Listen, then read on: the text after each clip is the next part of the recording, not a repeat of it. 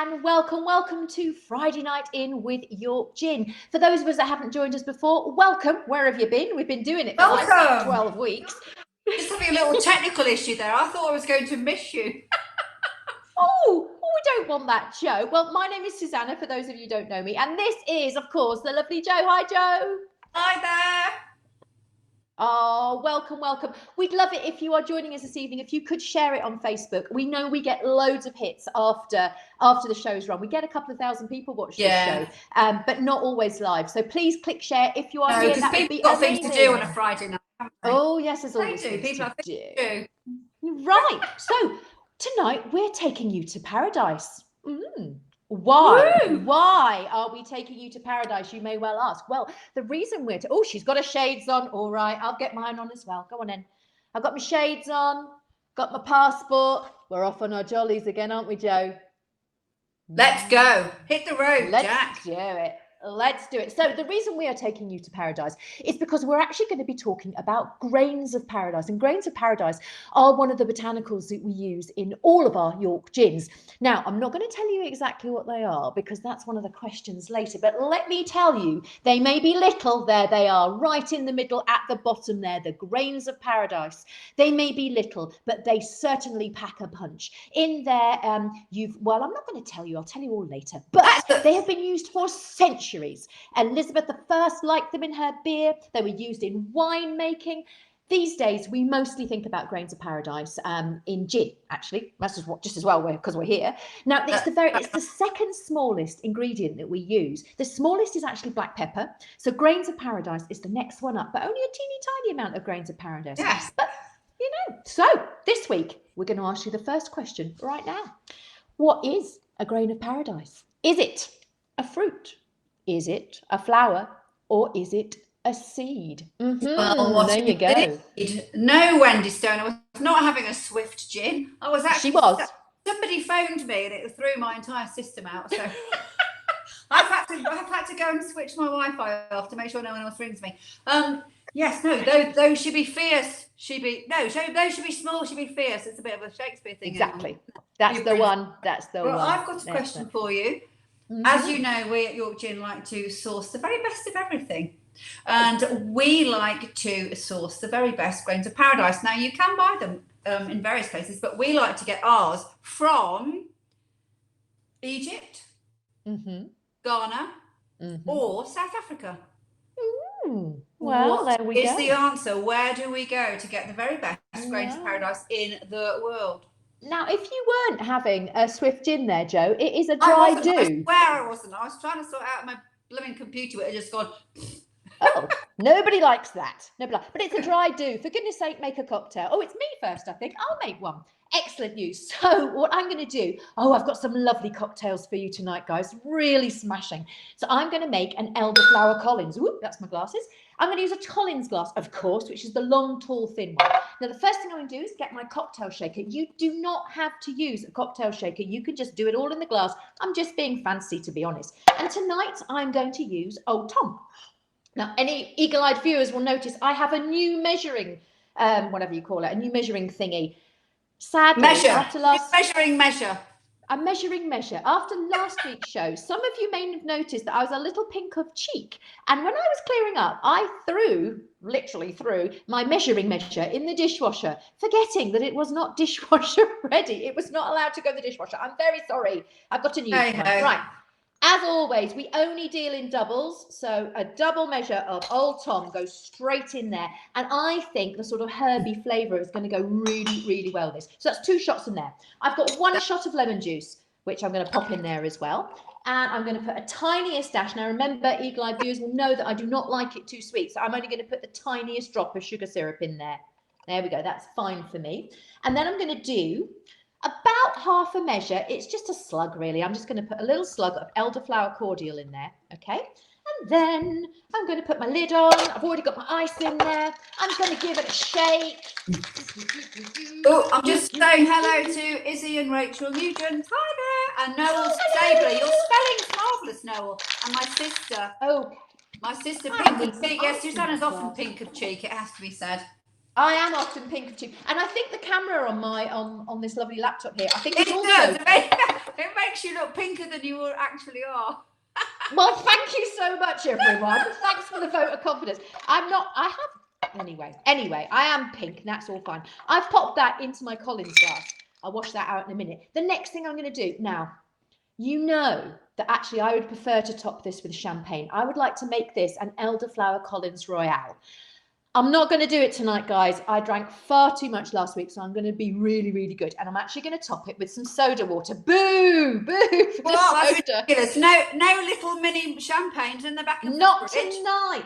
And they're so useful. But what I am going to do... What can you say? It's so useful. I'm going to garnish that with a very beautiful little sprig of mint that I picked from my garden earlier. And then it goes in there. So there you have. That's what I picked earlier. I'd like to say a massive hello to Judy and Tina Hope. Hello, thanks for tuning in, ladies. And I hope Tina's feeling much better.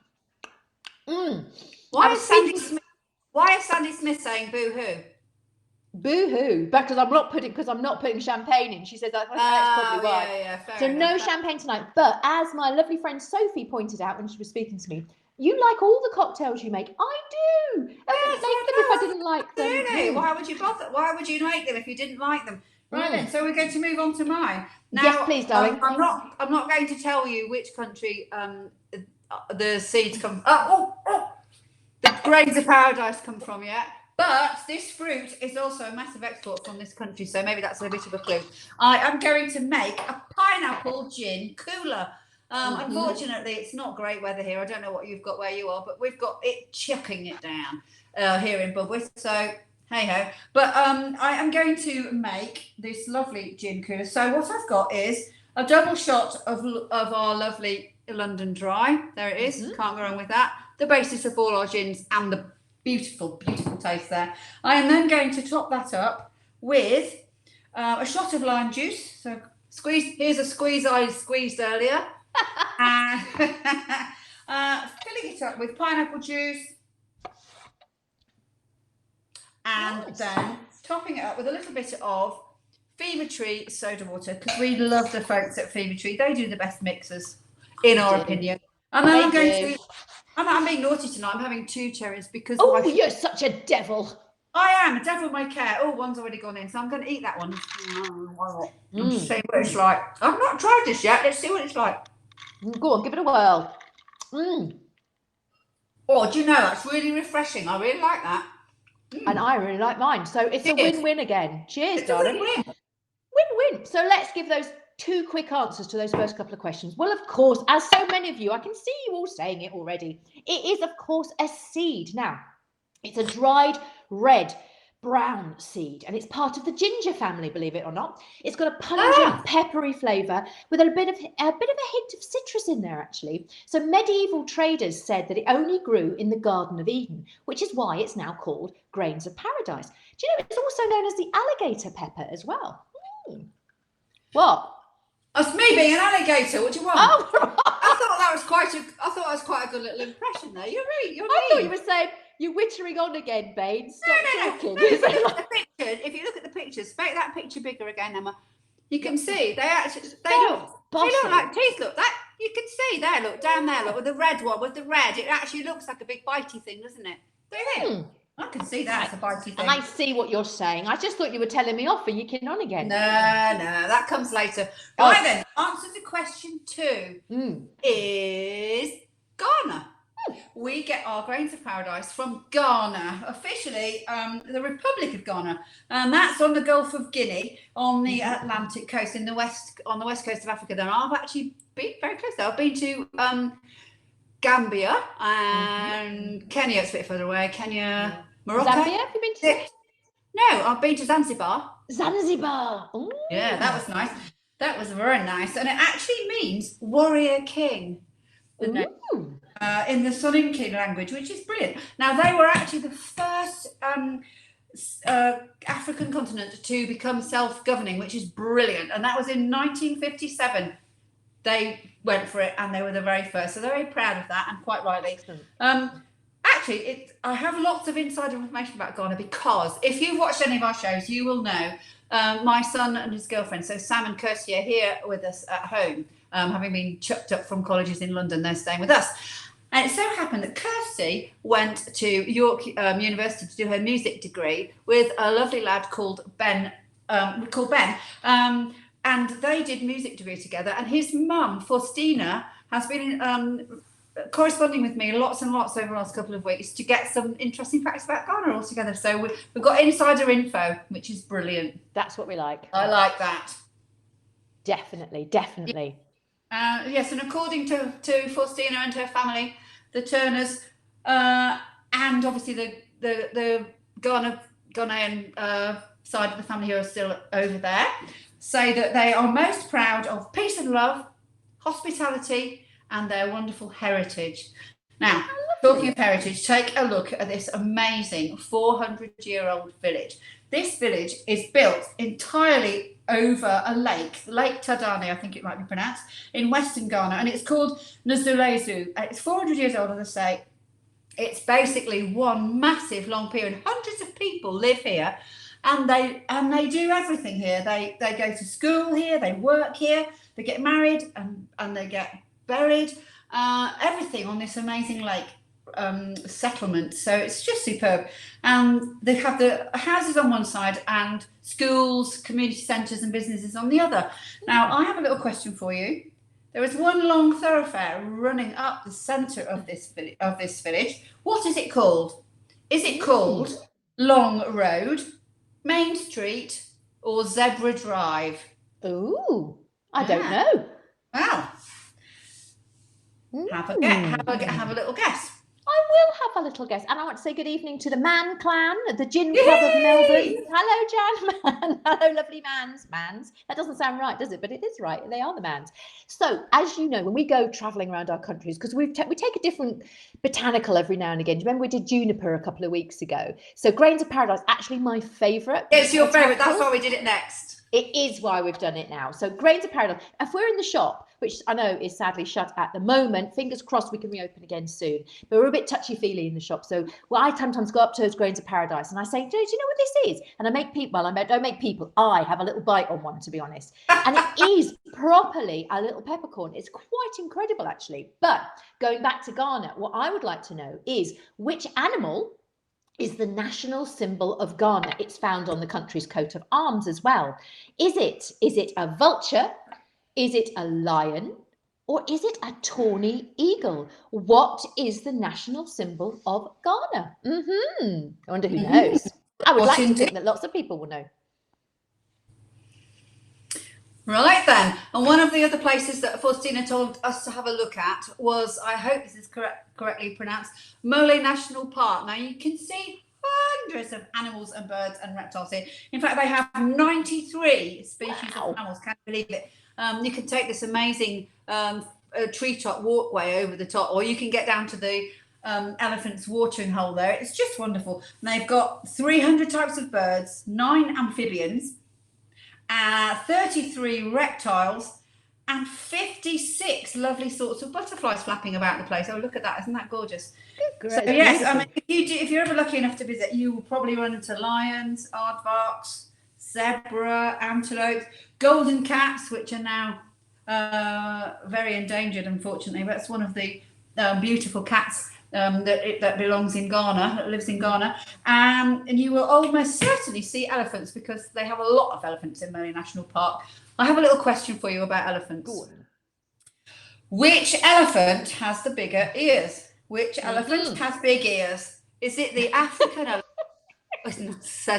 Or the Asian elephant? I remember standing, I don't know if you remember doing this as well, Susannah, with your family at the Natural History Museum in London, with the 2 types of elephant next to each other, and my dad going, now we remember the bigger ears belong to such and such an elephant. Yes, Dad, completely forgot.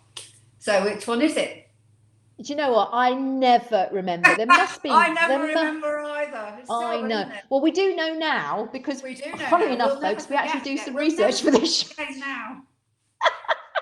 So Ghana is really historically famous for gold. In fact, it used to be called the Gold Coast. But Now it's actually should be called the Chocolate Coast because it actually is one of the world's greatest suppliers of chocolate. It's the second largest supplier of chocolate worldwide. But what I would like to know is who eats all this chocolate? Which country eats the most chocolate per capita? Is it the good old US of A? Is it Switzerland or is it Belgium? Who eats all that chocolate? Could be any of them, to be honest. In fact, if it was a county, Joe, it'd be Yorkshire, wouldn't it? We'd eat all the chocolate. If it was a village, it'd be Budworth or Sutton upon Derwent. Yeah, that's true. That is true. Bring it on, bring it on. No, Jenny Roper, it is not Dumbo. Behave. You just can't get this on. But everybody has actually got already one of the answers. I can see them floating up through the comments. I haven't got my specs on, so I can't see them, but I can see the one-word answers. So yeah, well done, everyone. You're going really well. Yeah, doing well. Right then, okay, next question. Yeah. This lovely country, Ghana, is pretty much right at the centre of the world. In fact, it's almost bang on the equator and at 0 degrees longitude. But what time is it over there? If you were going to get on a plane and go on your holidays to Ghana, what would you have to do to your wristwatch? Are they 1 hour behind London, 5 hours ahead of London, or the same time as London? What time is it in Ghana? Those are your choices. An hour behind, 5 hours ahead, or the same time as London. Good question. So, talking all things Ghanaian as well. So the Black Star is a symbol of independence, and they have something called Black Star Square. Their football team are called the Black Stars. It's a really important thing for them because it's where all their national celebrations take place, that sort of thing. It's on the flag and everything. But going off at a slight tangent, Joe's absolute favourite star produced an album called Black Star. Whose album is called Black Star? Is it Beyonce? Is it Rihanna? Or is it David Bowie? Now, anybody that knows Joe, and I know there's plenty of you out there that do, will know the answer to this without it's a no-brainer. Thinking about it. So is it even Beyonce? Is it Rihanna? Or is it David Bowie? Who does Joe love? Yes, Noel Stabler. Well spotted. We are indeed on British summertime. So that might be for your answer, you clever clogs. You see, you can't just... You're clever too. Right then. Noel, you're so clever. We love you, Noel. Right, so Faustina tells me it's all peace and love in Ghana. Not entirely. We have come to hear about something rather incredible called the Jollof Wars. The Jollof Wars. Now, there is actually a day for this amazing kind of rice. It's called Jollof Rice Day, and it is the 22nd of August. Now, it is quite a thing, this jollof rice. There is a rivalry between Ghana, who we are obviously talking about tonight, and one of the other African countries. Now, they have a very friendly rivalry as to who makes the better jollof rice. They come up against each other with quite different recipes, and they're like, no, ours is much better. No, yours is much better. Ours is much better. Who are they at friendly war with? Is it Botswana, Kenya, or Nigeria? Who does Ghana come up against on the Jollof Wars? Well, I have no idea, but I quite fancy the look of it, to be honest. I know. Apparently make a whole meal in one pot. Yeah. I mean, what a great idea is that? I blooming hate cooking. I love eating, as you can see, but I don't like cooking very much, so that looks like a blooming good idea. Seems a great idea. No, definitely. Talking. Yeah, anybody that cooks for me, I'm more than happy about it. I'm very grateful that I've just not done it. So, we have a famous son of Ghana here called Ferdy Adebayo. Now, what I would like to know is, which world record did Ferdy set in 1991? Did he pick the most cocoa pods in an hour? Did he do the most keepy-uppies? You know, with a football where you sort of keep it up with your feet or your knees or whatever. Or did he run the fastest ever 100 meters backwards? Did he do that? Which one did he do? This athletic gentleman. He is very. I don't know. Over to you, darling. Okie dokie. Now then, as you know, we always like to have a little bit of storytelling, a bit of culture in our shows. I would like to know a question about one of Ghana's famous stories is a mythical spider god called Anansi. Now, I happen to have read Anansi Boys and American Gods, which I absolutely loved. And Anansi, he's a cunning guy. He's full of tricks and stories, and he actually claims to have the best stories in the world. But who actually wrote Anansi Boys and American Gods? Was it Neil Gaiman, Philip Pullman, or Terry Pratchett? Ooh. Which of those three fantastic writers wrote those two utterly brilliant books? Which I can thoroughly recommend. I tell you what, Joe, you are so full of culture. I'm not familiar with the works of this chap. Stop. You are just, honestly, every day's a school day, Joe, isn't it? Every day's a school day. I know. Well, I think that's us on this particular round on Ghana. I think we're going to go all the way back. I haven't even finished my cocktail. Actually, I haven't. You have. It's a dry do. It's a dry do over there. We'll be making another one very, very shortly. But tell us a few answers first, Joe. Okie dokie. So the answer to question one, this amazing village, the central avenue there is actually called Main Street. And the people that live here say it's just the most wonderful village. And you can imagine that. Do you know what? They are so completely in harmony with nature. They live on this lake. They have the lake on the one side. They have the trees on the other. And they just get on with it. And I think it looks an amazing place to live. And I would really love to visit one of these days. So you should. I think that looks fab. It does look fab. It does look fab. And then the next question, we were talking about the animal. Which animal was it? It was, of course, as so many of you said, it was actually the tawny eagle. Of course, where does he come from? Oh, crikey, where did he come from? It's the eagle, Emma. I promise. Emma, we'll talk about the elephants in a minute. As you can see, that's the next question. But the eagle is actually it was found throughout Africa. Sadly, it is now listed as vulnerable by the IUCN, which isn't that much of a catchy phrase, but it actually stands for the International Union for Conservation of Nature. So these poor, beautiful eagles are actually threatened. Now, interestingly, of course, we like things that go round. There he is. They're looking. There he is. We like a circular question here at York Gin, and of course, the vultures, which was one of the options I gave you, does of course benefit from the tawny eagle, because the tawny eagle catches the prey, takes his bit, and then of course the vultures swoop in and take what's left. So yeah, we like a circular question, but we don't like them to be vulnerable. So we do not like them to be vulnerable. No. Now you may have seen the elephant question already kicked off, but we'll have it again. Go on, Joe. It is of course the elephant with the big ears is the African elephant, and as you can see on the corner there when it pops back up. We've got big ears from the Noddy stories. I remember taking Sam to Harwood House when he was about 3, and we had all the massive characters from Noddy, all the big characters. And he absolutely we had to take him home. Didn't like it. Oh dear. Did not like it one bit. Oh my goodness. Well, just as well he's changed his tune a bit now, since that is his profession. So. So next question we asked you, who ate all the chocolate, is what we said. Well, I can assure you that it is the Swiss that eat all the chocolate. They make chocolate too. So look at this lovely graph here. Now, yet again, anyone who is a regular viewer of us will notice that the UK is 4th. People of the UK, this is becoming a regular occurrence. We were 4th in the world gin drinking competition. I know, it's a poor show, isn't it? It's really poor, people. We must do better. Well, Austria and Germany are ahead of us here in the chocolate eating. You know what they eat? These Swiss, they eat a massive 22.5 pounds or something ridiculous like that a year. But you've got some more insider info on chocolate, haven't you, Joe?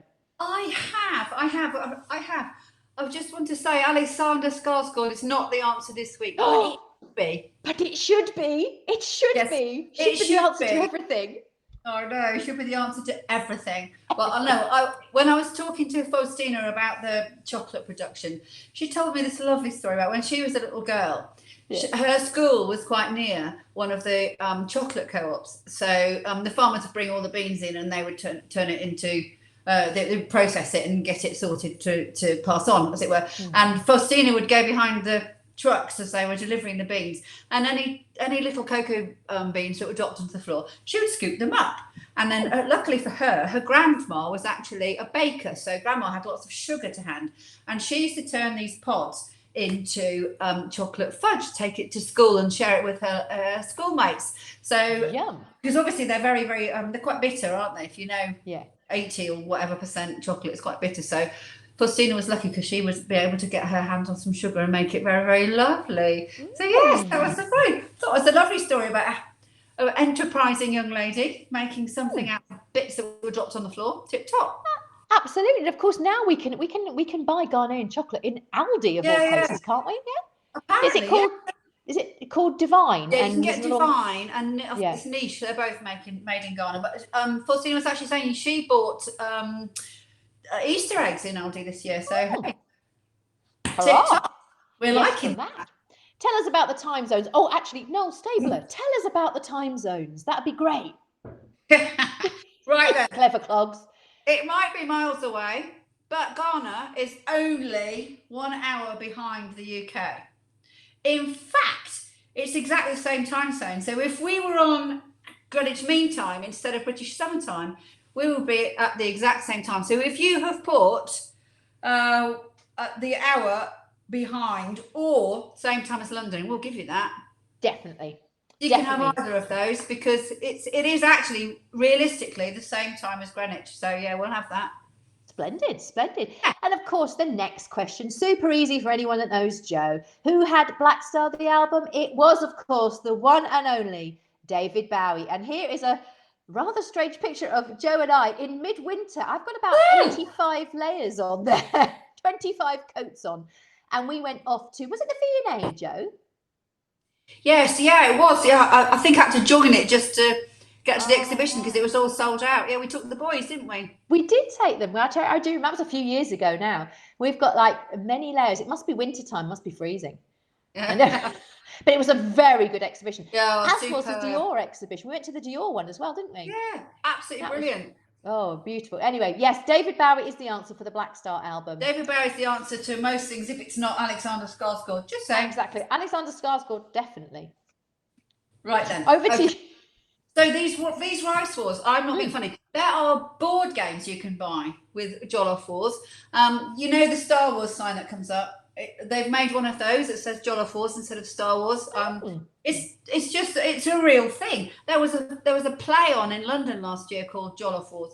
Anyway, it turns out that Ghana has a bit of a thing going with Nigeria as to who has the better jollof rice. So we're obviously with Ghana on this one. Obviously, because that's what we're talking about tonight. And this famous son, our favourite friend Ferdy, and some of you got it because I can see it up in the comments, but he ran, unbelievably, the 100 metres backwards in 13.6 seconds. He did that in the USA in 1991. But as a little aside, interesting fact here, he actually also holds the record for what the Americans call speed juggling. And I think that's pretty similar to what we call keepy-uppies as well. So if you put keepy-uppies, you can have half a point because he didn't do it in 1991, but he definitely got the record for that as well. He lives in America now. He's a sports coach. He was big on soccer. He's just an all-round sports hero, actually. He could just about do anything. And he's still living and working in the States. There you go. Tell us about the spiders, Joe. Well, okie dokie. So the answer here was the wonderful, although slightly naughty apparently during lockdown, Neil Gaiman. Ooh. Yeah, Neil Gaiman. I'm a big Neil Gaiman fan. Love Sandman, if anyone's ever read that. Graphic novel, superb. Yes, but you can actually see American Gods on Amazon Prime at the moment. That's on the telly. And it's a very true adaptation of the book. I think it's very, very good indeed. And also, if you don't fancy reading it, but you'd like to listen to it, Lenny Henry does the audio book, the unabridged audio book of Anansi Boys. You can get to listen to if you want to. So yeah, can highly recommend those. But Anansi, he's a great character, a great Ghanaian character. We love him. Good. That sounds good. I might get Lenny Henry reading to me. I quite like the sound of his voice. It's superb. It's brilliant. He's so tricksy. You'll love it. It's a great story. Really good twist in that as well. Oh, Sam might be pleased. Doesn't like me saying there's a twist in stuff because he thinks it gives too much away. Even if you don't say what the twist is, just say. I don't want to know what the twist is. I like to actually be surprised, and so few television programs nowadays that I'm actually surprised at the ending. I go, well, I knew that was going to happen, or I knew she'd done it. You know, I like a surprise at the end. Yeah, So I like keeps me interested. Keeps me interested. Definitely. So just before we finish these rounds, we're going to flash up a slide with a couple of famous sons and daughters who Garner claims they're actually. So look at Idris. He was born in Britain, but his mum is from Ghana. And Freema, she was, if you remember her from Doctor Who, her dad is from Ghana, although born in Britain as well. And there's Kofi Annan. And I believe your lovely husband, Mark, had a little, shared a stage, did he not? He did. Yes, Mark actually got to speak at the United Nations in New York, sharing the stage with Kofi Annan when he was up there representing the world of new media. So, yeah, very proud to be up there with a Nobel Prize winner, Kofi Annan, a fantastic, amazing man. Have you finished your drink, by the way? No. I'm yakking too much tonight. You are. Well, it is time for another, and you're going first this time. Make us a drink, Joe. You don't have to. It's not. It can be double parked. It's okay. Now then, what I am going to do, I am going to make a pink gin, but it's a very exciting pink gin tonight. It's very simple, but I sent away when we were looking at Ghana and the things that Ghana produces and what they have and blah blah. One of the things they actually make is bitters. You know, you obviously know Angostura bitters. Well, I sent away for these, which are Ghanaian bitters. They're supposed to be full of beneficial health benefits. Beneficial health benefits. That's a bit rubbish, isn't it? But you know what I mean. Right. So I am going to use Outlaw because it's very strong. The bitters have got a very strong taste. Yummy. Apparently. So I've got my super duper huge ice cube in there, as you can see. Ooh. Because I'm fond of a big one. Yeah, we've heard that, Joe. In it goes. Now I'm just going to have a drop of this because you can add, but you can't take away. Exactly. So let's just see, just a tiny drop, and see what that's like. I haven't actually tried it yet, so I'm going to. Oh, it smells nice. Very, very nice. And I'm going to top that up with. Well, actually, I'm going to top it up with soda because I can't find my tonic. But same thing. I actually thought you were just going to drink that neat. Nice. Well, I was, but I thought maybe I ought to not. Are you on your best behaviour? Well, 2 weeks ago, I don't remember having tea, so let's put it that way. These gin shows are a slippery slope. Right. How is it, Joe? That's absolutely yummy. It's supposed to do all sorts of things for you. I'm going to believe that because it's very fragrant. Very good. Very good. Well, I'm going to make a raspberry ripple. So yet again, I've got my cocktail shaker. Yet again, you don't have to do it in a cocktail shaker. What I'm going to do is I'm going to use classic this time. But as always, only one side of the gin, or of the measuring, and I'm going to use the big side. So in it goes a nice big double measure. Lauren Ingham, you're naughty. What did she say? I'd like to go out for a drink with you sometime. That's hilarious. Hilarious. Right. We'd like to go out for a drink sometimes. Please, can we go out for a drink soon? I would love that. So in there, you've got a double measure of York Gin London Dry. I'm then going to pop in 1 shot of lemon juice. And it goes.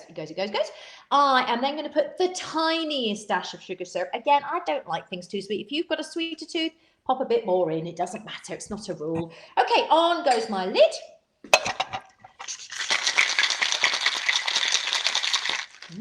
Now notice I'm going to strain that into, I'm going to use a cocktail glass this time. Ooh, already looking nice. That's the lemon juice that's giving it that. And here is where the magic happens, because what I'm going to do is I'm going to take my Chambord, which is, where is it? It's there. There it is. My Chambord. And I'm actually just going to drizzle that over the top. And hopefully, with a wing and a prayer, it might make some sort of ripple effect. I might just blob it all in, to be honest. Oh, it looks amazing. Wendy Stone's asking you if you can put this measure in the dishwasher. Yes, this one is dishwasher safe, so all good. So if I drink all the cocktails tonight, it's no problem. Well, it didn't sort of ripple. I think that was my fault, but I am going to pop some fresh raspberries just in the top there. Why didn't it ripple? I don't know. In fact, I've got some raspberry juice there. See if that makes a better ripple. I don't know what. That's better. That's better. It sounds lovely. And it looks like something we should have had on Mad Alice Week, actually. That looks. Well, cheers. Here we go. Cheers. Oh, wow. Oh, that is actually delicious. It's really lovely. It's got that, the lemon is giving it a really sharp, it's going through it nice and sharp. It's beautiful. Very nice. So I'll just enjoy this. So do it. Grains of Paradise we're talking about. So you know where they come from. They come from Ghana. We've talked a lot about Ghana, which is brilliant. Let's talk a bit more about the actual Grains of Paradise. I'm going to pop it there. Okay, so in medieval times, Grains of Paradise were used to treat loads and loads of illnesses. We've talked about medieval herbalists before, but they come up with some crackers. They really do. I would like to know, which population booster did healers and herbalists say was one of the major benefits of these beautiful little seeds? Did they make you more fertile? Did they act as an aphrodisiac? Or did, chaps, they cure your impotence? Which one was it? Which one was it? Oh, I love these questions because it's always the one that we want to talk about. So there we go. The answer's always fabulous. We love this one. Philip the Gymnasium. I'm just saying to Philip the Gymnasium, I don't know what you mean. Well, I can't see it. So what did he say? He's saying that our measures won't fit in the dishwasher. I think that's quite cheeky. Well, to be honest, normally I'm not a fan of a measure at all. I'm just a big free pourer. Apart from with Outlaw, and we are steady with Outlaw. We are steady because we know what it's like. It's gorgeous, but it packs another little punch, doesn't it? It does. Oh, I know. Right, go on then, Joe. Tell us the next question. Oh, coming apart. Ooh. What are you doing? Apart. Honest to God. Right. Why did George III forbid the use of Grains of Paradise in drinks? Did he think it caused dropsy, syphilis, or did he think they were poisonous? Wow. George III, he wasn't having none of it. He was but isn't George III as in the madness of King George? I know, but do you know what? He wasn't mad at all. Poor man just had an infection, didn't he? Which would have been, nowadays, easily cured. Bless him, he wasn't mad. Right. It's a real sad story, that. But anyway, yeah, shame on you. Anyway, he was very upset about Grains of Paradise, so... Okay, well, since I know the answer to poor old George, he was very naughty at both sides of the pond, which we'll come on to in a little bit. But what I'd like to show you now is one of my favourite pictures of the week. Here we've got some lowland gorillas lounging in Grains of Paradise. He's having, I don't know whether it's a he or a she, but he is having a wonderful time. He or she is having a wonderful time in the Grains of Paradise. But according to researchers, what did Grains of Paradise give these wonderful gorillas? Did it give them better eyesight? Did it give them better cardiovascular health? Or did it give them better teeth? I love this. Wow. Which one is it? And Angie Skilbeck, you can drink Outlaw Neat. No reason why not. You do it all the time. Well, yes, I know. But to be fair to York Gin, the bit that we use is so pure and so good that you can drink any of them as a shot if you want. If you so desire, it is fine. Just don't have too much Outlaw or you will be on your back like that gorilla. Right then, question 4. Which British gin maker recently found themselves up in court in the United States after using Grains of Paradise as a botanical? Was it Beefeater, Bombay Sapphire, or Gordon's? Which one of the big 3 found themselves in a bit of bother in America? They were taken to court for using Grains of Paradise as a botanical. Which one was it? Well, there's a really cracking story that goes with that, I have to tell you. But that's the end of that little mini round there. So we'll go back to the top and talk about the answers. And I always love the answers. They're always so fabulous. So we talked about the medieval herbalists. That's them. We had one. Oh dear. It was a big one, though. Now, the great news is that Grains of Paradise in medieval times was supposed to cure impotence and acted as a sperm booster. Now, look at these naughty little medieval people here. They're having a wonderful special cuddle there. Now, the good news is that not only did it cure your impotence and make your sperm super speedy swimmers, but it also cured, it was a worm expellent if you happen to have worms. It was a stimulant, it was a diuretic, it cured measles, it cured leprosy, it cured malaria and excessive bleeding after childbirth, good gracious me. Great. It is indeed the cleverest of clever seeds. However, as we will find out very shortly, its joy was not to last. although I do think a gin cures most things, if I'm absolutely honest. Well, absolutely. Right then. Absolutely. Okie dokie. Phew. Question 2, yes? Yes. Poor old George thought that grains of paradise were poisonous. Well, it was the right carry on in the 19th century in London. I'm not being funny. 1 in 4 habitable places, if you like, was actually a distillery. 1 in 4 buildings was a distillery, and Londoners were far too fond of a glass of gin. They were getting tipsy all over the city. It was a disaster. So the government was trying to clamp down on this. So what they did was they set up massive taxes to try and stop people from messing about.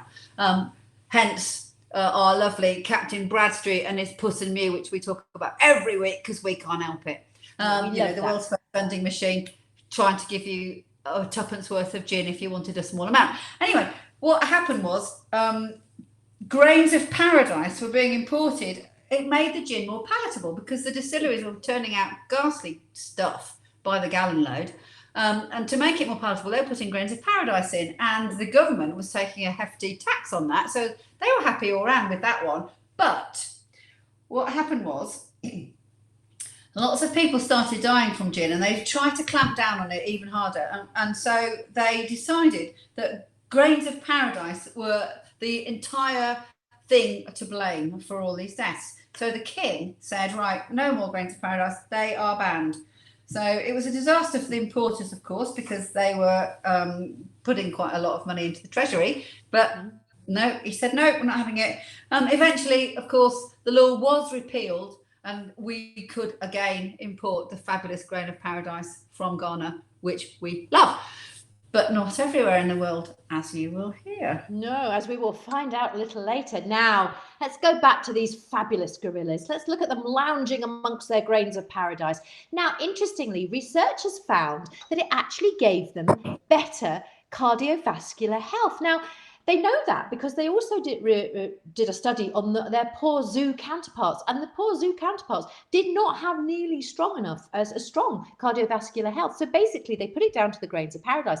Now, they're very clever, these little gorillas, because not only do they munch freely on grains of paradise, getting that little peppery hit there, nice, but they also use the leaves to feather their beds and their nests. So actually, we like this. It's proper recycling. It's proper using everything.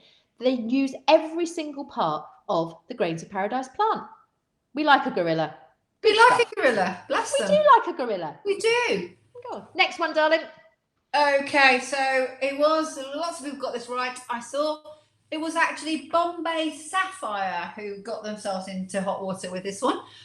Someone had obviously spotted a very, very, very old law, basically, that hadn't been repealed in America, saying that grains of paradise were poison and not to be used anywhere. So I'm going to hand you over to Susannah because she actually did all the research on this. So I'll let you hear all about it from her. Thanks, Holly. Now, it was super interesting, actually, because this law, and I love it when things come together, it ties back to the law that George III made in London. It was the same flipping law. So they decided that grains of paradise were going to be illegal.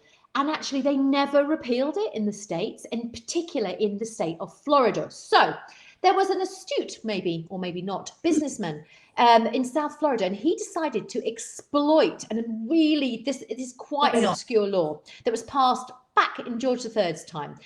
And what happened was that grains of paradise, the eating of grains of paradise, was actually a third-degree felony, punishable by 3 years in prison. Now, poor old Bombay Sapphire, they're part of the Bacardi group now, but Bombay Sapphire, they've always listed grains of paradise as one of the botanicals. They've never hidden it. They've never thought there was an issue.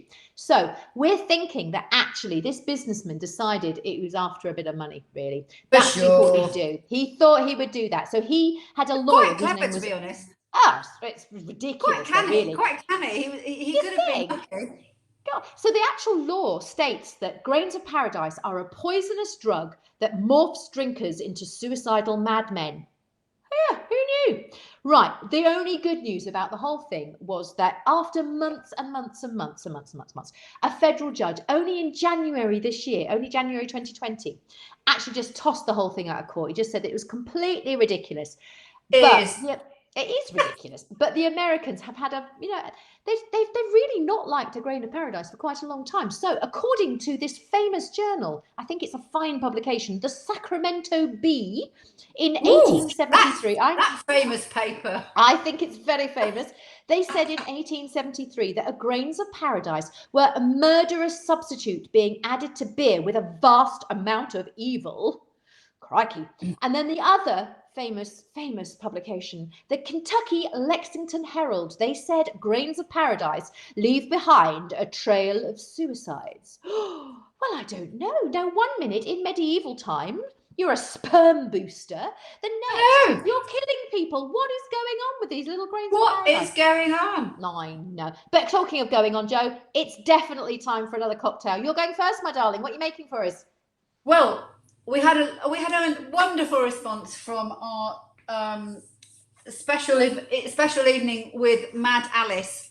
Lots of people wrote in and said, can we have Mad Alice back again? So the good news is we are going to have Mad Alice back again in a couple of weeks' time. So in her honour, I am going to make a Bloody Alice cocktail. So if you were with us before, you'll know this is a double shot of gin. Now, normally I would be using York gin, obviously, but I felt sorry for Bombay Sapphire after all the faff they've been through. I'm going to have a double Bombay Sapphire in tonight. Oh, very good. Sorry, York gin. And then I am going to top that up with some lemon juice. Here's my lemon. And I am going to add in... What are you going to do? I'm going to add in my tomato juice. That's what I was nipping off for. Someone accused me of going for a quick drink. I'd just forgotten my tomato juice. Forgot your tomato juice. I know. Easy done, darling. I'm topping that. I like quite a lot, to be fair. So I'm going to top that right up with tomato juice. And then I like quite a lot of this as well. So it's 7 drops of Tabasco. Where are we? Well, that's recommended. You can have what you like. Alice is quite spicy, so I'm going to put in at least 10 because she likes a bit of spice, as that girl. Yeah, she's naughty. That at least is say, well, she's a bit of a spicy one. And Worcester sauce, where I come from. Oh, that reminds me. Hello to the Harker family. If you're joining us tonight. Carol and AJ and Jess. Poor old Jess has been to the hospital. And Harriet. Oh. Yeah, poor old Jess was doing some exercises apparently and has pulled something nasty in her leg. So they've been to A&E today. Yeah. I know. Not good. Lots of ice. And some lemon juice. I don't have any. I'm afraid I don't have celery salt tonight, so I'm just having it like that. So cheers. Cool. Very, very, very nice. Well, here we go. I've already put some ice in my cocktail shaker. As always, you do not have to make it in a cocktail shaker. You could just make it. Oh, hello. Are you okay? Too much to That's really strong. I must have gone wrong with something. Excuse me, I might need to get some water. Chokes. I will carry on. I've already put some ice in my cocktail shaker. Come back when you're ready for a show. So this time I'm going to use, she's still coughing away. I'll carry on regardless. I'm going to use York Gin Grey Lady. Of course, there is only one side. We'll use the big side of my dishwasher proof new one. There we go. We're going to use Grey Lady, and I'm going to use Grey Lady because it's got extra citrus in there, and I think it will go really well with this cocktail. So in there, I've already put my Grey Lady. My magic ingredient, and one I love, limoncello. Limoncello. Keep it in the freezer, people. You must keep your limoncello in the freezer. I'm going to put a shot. Well, I'm not really going to just do one. I'm going to do one in a bit. Wait, oops. That's my limoncello in there. The next thing I'm going to do is just give that a little strain. Shake, shake, shake. I've already put some ice in my Collins glass. Now, there we go. Oh, that looks good. Now, as usual, I would prefer to top that up with champagne because that's just how I roll. But not tonight. I'm being really, really well behaved. Last Friday was a bit of a write-off for me. So I'm going to be really, really good and top it up with soda. I'm going to give it a little stir. And actually, as a super special treat, I've been back in my garden. I am going to actually put some sprigs of thyme that are from my garden in there. And this, I'm showing you my secrets, everyone, tonight, because this is how I do my lemon twirls. I do them on a clothes peg. So if you do that, I'm going to let it go. It comes out like that. Well, hang on, that's a bit pathetic. It sort of comes out like that. So anyway, there you go. It was fabulous. It is no longer fabulous. And I'd like to say happy birthday to Nicola Wright. She is 50 on Sunday. It is her first time joining us. First time I've spoken to her in 19 years, which is astonishing. Woo! So happy birthday, Nicola. Happy birthday, Nicola. And Carol Weaver says they're all drinking York gin to numb the pain. Well, I think that's very noble. Quite rightly. Do you know what? You know why I was coughing, don't you? It was because my glass had Bombay Sapphire in it instead of York gin, and my system went, what's that? What is occurring? I've topped it up with a bit more tomato juice, so we're all fine now. You're right, though. Are we under control again? Are we all right, darling? Mr. The gymnasium, yeah, it was caliente. Muy caliente. Whew. Muy caliente. Okay, so as ever, we're going to finish with a little bit of culture, are we not, Jojo? We are. We do like some culture. It's got. It's just so cultural. We're not just drunkards. We're cultured drunkards. Okay, cultured drunks. Question number Go one. On. Paradise in culture. Question one. Who sang "It's Just Another Day for You and Me" in Paradise? This is a 1989 song. Was it Phil Collins? If you're Scottish. This is Ben Doone's cousin. Was it Phil McCavity? Or was it Phil Mitchell? Was it? Ooh. Phil Collins, Phil McCavity, or Phil Mitchell? I have to say, I think Phil Mitchell is posing as Phil Collins there. It's quite a similar pose, isn't it? Yeah, the other one out there is just Phil McCavity. Yeah. You know. We love Phil McCavity. Okay, so, and just another shout out to my fabulous younger son, Will Baines. He was 21 on Wednesday. So, Will, thank you for joining us this evening, and happy birthday for Wednesday, darling. There you go. My son from another mother. Yes, exactly. Aww. He's looking, and he won't like me to tell you this, so I won't. But he's just been fabulous this week. He's had some very good, exciting news, which we're very proud of. So there you go. There you go. So the second question in our Culture Vulture round. Now we've got some smiley faces in front of a couple of artists here. So what I would like to know, both of these artists have had hits with songs called Paradise, and we've covered their faces with little smiley things. So I'm going to give you a clue. The band on the left are a bit chilly and they're messing about a bit. All right. So there you go. Have a little think about that. The chap on the right, I think he's on the right. Yeah, the chap on the right, he is probably, well, I don't know really, but best known for his hit Shotgun, maybe, perhaps. But who are they? They've both had songs called Paradise. Yeah, Sarah Hanson's got the joke. Right, over to me.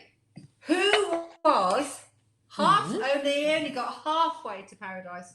Halfway to Paradise in 1961, who was so near yet so far away. Was it the King? Was it lovely Elvis? Was it the beautiful Billy Fury? Or was it the Peter Pan of pop, Cliff Richard? They all look quite similar, actually. They do, very beautiful boys. It's got to be said. You know, gorgeous. They're really gorgeous.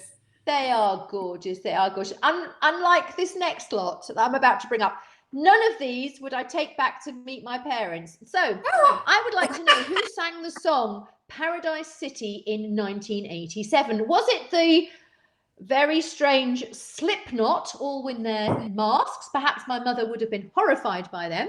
Was it the very famous Guns and Roses with Axl Rose there at the front looking almost like himself? And at the bottom there, you've got Black Sabbath with, of course, Ozzy Osbourne, the bat-eating wonder, who sang about Paradise City in 1987. Joe, for goodness sake, take us more highbrow. Take us what I was going to say. The very first album, LP, I ever bought was Sabbath Bloody Sabbath by Black Sabbath. So I'm not that highbrow. Do you remember that we went to see Black Sabbath? Oh, what, about 5 years ago? I do. We took the boys to see Black Sabbath in the wonderful Manchester. Ozzy. He was We great. were like, but then we also went to see Rammstein. What am I going to say? right, But Rammstein. and Donny Osmond, though. If we're nothing if not Catholic in our taste, we also went to see Donny Osmond. Oh, and they call it puppy love. And that was the first single I ever bought. That's quite a contrast. We love Donny Osmond. See, as a member now, folks, I've had 3 cocktails now, so I'm getting a little loose of tongue. So the good news is that I'm a member of the Donny Osmond fan club. And we got tickets to go and see, I got tickets to go and see Donny Osmond before they went on general release. This is a few years ago now, to be honest, Joe. And we got to Manchester, which is our local sort of big arena. Leeds has a fab arena, but Manchester's a big one. And we walked and we just kept walking and they kept throwing us, showing us, no, further forward, ladies. Further forward. Further forward. We were like, where are we going? Were we like about row 5 or something? Oh, something we did. But Johnny and Marie passed by, like from me to my kitchen door. And we were like, we love them. We've got some great photos. It was a cracking night, an absolutely cracking night. Anyway, take us even more highbrow. Take us away from Donny to something a little bit more super highbrow now. Super highbrow. God Almighty! If you're an A-level English student, God Almighty, you'll know what we're on about. Who wrote the epic poem Paradise Lost? There were 10 books written by 1667, and they decided that wasn't quite enough, so they did another 2. By 1674. So who wrote Paradise Lost and 2 extra books? Thanks a million, mate. Yeah, thanks for that. As a former A-level English student, it's not for me, just saying, all right? But I'm with this other bloke. Now, what we would like to know is who said of this epic poem, Paradise Lost is a book that once put down is very hard to pick up again. Was it Samuel Johnson, Dr. Sam Johnson, Dr. Johnson? Was it Samuel Pepys, the famous diarist? Or was it Samuel Beckett? And to be honest, people, I may be doing an unpopular move here, but Samuel Beckett can be left waiting for Godot for all I care. He is one of my absolute least favourite playwrights. I have studied Waiting for Godot in English. Yeah, ditto. And in French. And in French. I've done it in French as well. It doesn't get any better. They can still stay there. And as for quad, if anyone, and I'm really sorry, people that love Samuel Beckett, it's just not for me. Just saying. That's it. Take us back to my level, Joe. Take us to the last question. Yeah, here we go. So this lovely, super sad Disney film from 2009 actually won an Oscar.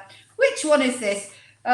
This has got Carl and Ellie saving up to visit Paradise Falls before their dreams are pulled away from under them, bless them. So we all cried buckets in the first 5 minutes of this film. Which film was this, bless it? It's fabulous. It's just a fabulous, but I wasn't expecting to go to this. I went with William. If you're still watching, William, I went with you to see this, and then had to it was an entire pack of tissues used by weeping in the first 2 minutes. So but you're going to give us a little treat now, aren't you? I know we're probably go give us a treat. Following on from the theme of that lovely film, this is called Absinthe Makes the Heart Grow Fonder. So I'm actually going to use a double shot of Grey Lady. There she is, the beautiful Grey Lady from Theatre Royale in New York, named after the gorgeous ghost there who comes along if you've got a good show on your hands. So everybody wants to see her. A dash of absinthe. Little dash of that. Nice. Yeah. And then we're going for a double shot of cherry brandy. So I've put a double shot of that in. Yeah. Nice. Very nice indeed. And one of my favourites when I'm abroad, I love Campari, especially when I'm in Italy. I like the Campari and soda. So a little splash of Campari, dash of sugar syrup. Nice. Yeah. And so I've blue peated it. It's all in there. And we're going to top it up with, I like to think, Ghanaian pineapple juice. Because that's what we're talking about tonight. And Ghana has wonderful pineapples. we get. How super is that? Okay, cheers. Oh, it's a strange colour. My darling. Strange colour, but that's what it tastes like. Let's have a little taste. What's it taste like? It's absolutely gorgeous. Oh, that's a really good combo. And you're supposed to garnish it with the orange. I've got my orange. Pop it in. Oh, look at you with your twizzle. That's nice. I know. Well, if you can do it, I ought to do it. Well, there you go. So of course, my body is a temple, as you all know. So I thought I'd go for something a little bit more detoxy. It's like an alcoholic smoothie tonight. So bear with me. So what I've done, and I'm not going to use my cocktail shaker. Shock horror. I always use my cocktail shaker. But what I'm going to do is I'm going to take my Collins glass. I've already filled it with ice. I'm going to take my dishwasher proof measurer. I'm going to use Grey Lady too, you know. I think I am. So here we go. Double measure, straight in the glass. Double in a bit, obviously. I'm going to use Grey Lady straight in there. The next thing I'm going to do is I'm going to squeeze. There's my little lime. I'm going to squeeze about half a lime. I've got sort of two massive wedges. I'm going to go that straight. Oh, they're going everywhere in my eyes. Oh, straight in the glass. Okay. The next. Oh, I'm so strong. Simon Henry. It is amazing. That's lush. Right. Where's me lime? There's the lime. Hey, Susannah. What? John Conroy thinks that absinthe makes the hair go blonder. Maybe we should give it a try. I tell you, I haven't had my roots done for 13 weeks. I think it's more than that. I think I'm cutting my fringe, and thank you, by the way, everybody that last week noticed I had cut my fringe and noticed I was looking sharp. Thank you for that. I have been cutting my own fringe because I don't know what else to do. But I can't do anything about the roots because I'm just going to have to leave it. So I'm already sort of dip dyed. It's all I was a bit offended about that last week, if I'm honest, because I'd cut my fringe too and no bugger noticed. Maybe it's because I was like that with my fringe. Oh, so I love forgot where I was. In there, we've got Grey Lady. We've got a squeeze of lime. I'm going to put a couple. I've done some really thin lime wheels. They're going straight in there as well. I want to put 3. Oh, they're going straight in my basket. Straight in my basket. They're in. They're already. They're in. So the next thing I've done, honestly, guys, I want to say this took me no time at all. But do you like my little jug? I've got a little bird's custard jug there. That's so cute. I know. How cute is that? But it doesn't have bird's custard in it. What it does have is I blitzed in my blender this morning a whole cucumber, right? Which took a little bit of doing. And then I passed the whole blooming lot through a sieve so I don't like bits. But that is beautiful cucumber smoothie. I'm going to pop that in my glass to about, I think it'll be about right, actually. It will be about right. To about, well, just quite near the top, but not quite near the top. I'm going to use one of my fancy stirrers. I'm just going to give it all a bit of a whiz. And then I'm going to pop a little splash of tonic in there as well, just to give it a bit more vum. I just want to ask Nikki Davis, which little Boy Scout? Nikki, what? I don't know, something about a Boy Scout. Oh, in the film that we're not supposed to, we haven't given the answers yet. Oh, righty-o. Oh, of course. Right. Yes, I'm Look at that. So that is my alcoholic, but great for me, cucumber decots. We call it a cucumber gin fizz. Cheers. Jenny Roper. Oh. Jenny says I look glamorous. I'll take that. You always look glamorous. That's a yes from me. Give us the answers, Joe. Back to the top, darling. Okie dokie. So here we go. Question 1 was, of course, the lovely bloke who is also with Genesis. That's Phil Collins. He got a #1 album with that, but seriously. Yeah. And the song won Brit for Single of the Year in 1990, apparently. Nice. So that's amazing. Oh, and the Grammy for Record of the Year the following year. Well, Phil Collins is an amazing musician because apparently he never had classical training. He actually made up some kind of method of his own, which clearly worked. So yeah, well done, Phil. Well, if you've got an ear, you've got an ear. Yeah, very good. So who were these lovelies that I covered up with sort of weird thing. Of course, it was Coldplay and the very lovely George Ezra. Now, did you know, though, that the song Paradise, Chris Martin and co. wrote it as a winner's song for the X Factor in 2010. But the band kept it for themselves because the drummer in particular, whose name is Will, great name, Will thought it was too good to give to the X Factor winners and they better keep it for themselves. And he was right, because they sold almost 500,000 copies of Paradise. And it was the best-selling, they called it a rock song. I'm not sure it was a rock song, but they called it a best-selling rock song of 2011. And it was nominated for a Grammy. Great stuff.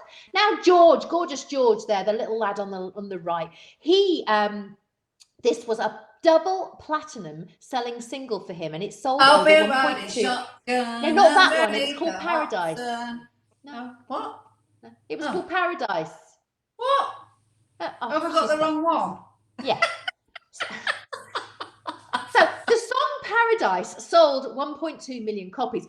Budapest and Shotgun. There you go. Go on. If you go again. That's the one. Yeah. They were also great selling singles for him. And he's only 27, this lad, and he is worth 16 million. Come on, boys. We need to get better. Next one with you, my darling. Lots of pennies. Okay. Oh, hello. We've skipped one. We should be going to Halfway to Paradise. There he is, Billy Fury. It actually became more or less his theme tune because it had been such a massive hit for him. So Halfway to Paradise in 1961, he stayed in the charts for 23 weeks with that one. Blooming out. That's really good. Nearly half a year. Good grief. So yes, it became his signature tune and one of his most popular songs. Very good. He actually had 24 hits altogether and stayed in the charts for 332 weeks in the 1960s. Wow. Good on you. Good on you. Good on you. Excellent. Right. And we've already had a little preview, but let's see these beauties again. Guns N' Roses, take me back to the Paradise City, whatever. Now, so Axl Rose and Slash and co. have been going since 1985. They've had a few different lineups along the way. Do you know what? This song sold over 1 million copies. Slash says it is his absolute favourite Guns N' Roses song ever. Who knew? Who knew? I like it. It's a good one. I like it too, actually. Go on. To take us highbrow again, go on up to the top. Yeah, here we go. Back to the serious stuff. It was, of course, John Milton. Take a little breath in. Yeah, as I said, 10 books. 10 books he decided wasn't enough, so he made it up to 12 books. Dear Lord. Flipping out. It's all about the biblical story of the fall of man. Right. So you've got the fall about the temptation of Adam and the expulsion of Adam and Eve out of the Garden of Eden. So they wouldn't have been allowed to get any grains of paradise because that's the only place they grew, was the Garden of Eden. So yeah, there was none of that. And by the time he wrote this, he was totally blind. So his poor daughters had to scribe the whole lot. Can you imagine? Every night, John Milton, right, you lot, sit yourselves down. We're going to do Paradise Lost. If I tried that with my son, he'd have gone. Can you see me, Mum? Can you see me? No, right. Yeah, exactly. That is exactly right. God, no, that's never happened. 5 years it took to write this book, with these poor girls having to sit and write the whole lot. And I'm sure they were good daughters and did what they were asked. But can you imagine 5 years of scribing this stuff? All right. Okay, I'll leave you with that one. So I'm more with this chap. Ditto. With Samuel Johnson, Dr. Johnson, the poet, the playwright, the moralist, the critic, the devout Anglican and committed Tory. Once you put this down, it's very hard to pick up again. And look at him. He's actually examining the book right there, going, what is this trash? He wouldn't have said trash. He would have said, this nonsense, this utter nonsense, or something along those lines. I'm sorry, all those Milton lovers out there. It's not for me. I'm with Dr. Johnson. So there we go. And we've got the very last question tonight. I know we're overrunning. Thank you for staying with us, everyone. I'm a fan of an epic poem, but not that one. Right, here we go. Question 7. Oh, and Nikki Davis obviously knew this already. The answer is Up, bless him. Oh, There's Russell the Boy Scout. There's Russell the Boy Scout, and the lovely dog who's normally got the cone of shame wrapped around him. So yes, off they go to Paradise Falls with a load of balloons. Tip top, I say. Yes, poor old Ellie doesn't get to go with him, but we get to live the adventure with Carl, don't we? Do. It's a great film, actually, and we forgot to say hello to Ali. We forgot to say hello to Ali Kirkham. Ali Kirkham, hello. So the good news is, or the bad news, depending on how you feel about your Friday nights, is that is the end of the questions. But we do have always our bonus question. I know it's not quick. It wasn't quick. We're overrunning. Oops, I know. So it's not quick at all. We've massively overrun. Thank you for staying with us, everyone. What? Oh, anyway, so now we have got our bonus question. The bonus question is, how many miles do our grains of paradise travel from Accra, which is the capital of Ghana, to our distillery in York? How many miles do they travel? We only have the best. They're coming all the way to beautiful York. So, Jojo, can you please tell us the winner of today's spot prize? Oh, hold on a minute. I just need to get back on my doodah. Get on your doodah. I know if you don't. Give me a moment. He's talking about squirrels. Helen Reynolds, what about a squirrel? He goes squirrel. It's one of those squirrels. He does the squirrel thing. I know. Helen, I know what you're talking about. The winner is, I know. It's Katie Hughes. Congratulations, Katie Hughes, tonight. Congratulations. Well, of course, we are going to give you the answer before we leave you. So, I'm trying to look. Some people have thought it begins with a 2. It does not begin with a 2, everyone. We're in miles tonight. It actually belongs Becky Man. Very good guess, Becky Man. Oh, did she? What did she say? You can get one. For sure. Now, we're going to give you about 500 either way here because we don't really know. We know. No, what was I talking about? You do really know. We are going to give you. I don't know what I'm saying. I'm talking trolleyed, and so we're going to give you 500 miles either way. The actual answer is 4,762.3 miles. Okay, so the point 3 is very important. What? That point 3 is super important. Super duper important. Joe, is there a discount code for tonight? She's still struggling with that Mad Alice. Paprika. No, the discount code tonight is Paradise. Of course it is. If you enter the code Paradise on our York Gin website, www.yorkgin.com, you will get 10% off any of our lovely goodies you would like to do. So that's fantastic. And I think that lasts all week this week. So the good news is we've got our thank yous to say as ever. Yay! We say thank you to Emma, to Guy, to Simon, and to Bryony. And who are we saying thank you to, Joe, tonight? This very, very special, fabulous family from Ghana. This is Faustina and her family. So thank you so much for helping us. Faustina Turner and Ben Turner there. And also their lovely friend, Isabel Greenstreet, who actually Emma and I once met completely apropos of nothing in a spa in Harrogate. And it's come complete circle because it turns out that Isabel is friends with Faustina. So circular. We like a circular end to a quiz. Well, thank you. All that remains for us is to say thank you for everyone watching. Thank you for everyone who watches on Catch Up. We know tons of people watch on Catch Up. So thank you for that. I say obviously thank you to Joe, my best friend, my lover, my life. Thank you very much. And we also say thank you to every single person at York Gin. We miss you. And hopefully we'll all be back together soon. Next week, you are in for an absolute smacker of a show. Next week, we've got a Father's Day / Martini Day special. Woo! Be there. We'll see you next time. Love you all. Bye-bye. Bye. Thank you for joining us. Thank you.